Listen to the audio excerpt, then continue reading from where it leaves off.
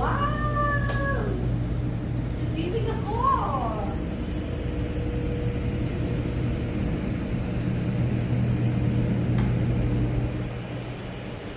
Ay, ang ganda ng pool! Parang gusto ko nang ligo ulit. Guys, nakita nyo, oh. Ang linis ng pool, bagong ligo. Ito, 4 feet. Ay, fit po siya to 6 feet. Ayan. Ito, kung gusto nyo lang maglakad-lakad, ayan, pag medyo magbalaw ka muna. Oh, ang ganda, diba, guys?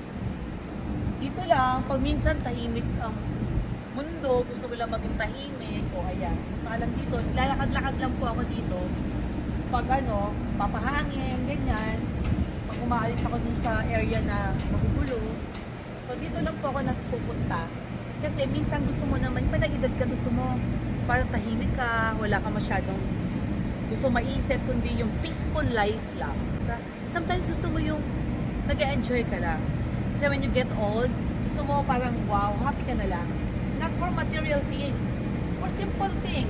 Maybe magbasa ka, mag-writing ka, mag-watercoloring ka, or magawa ka ng beads like what I'm doing. So this is the life that I want right now.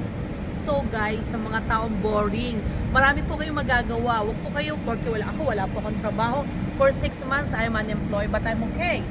You know what you will do? Do things na magiging yung ilalabas yung talent nyo. Katulad ng mga ginawa ko, nagpe-painting po ako, mag-cross-stitch kayo, gumawa po kayo ng mga charms with the coloring. Mind you guys, you gonna love it.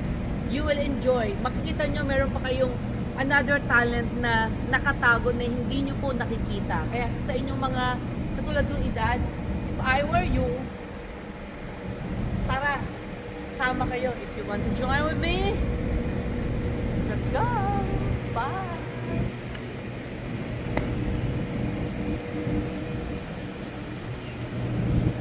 That one off.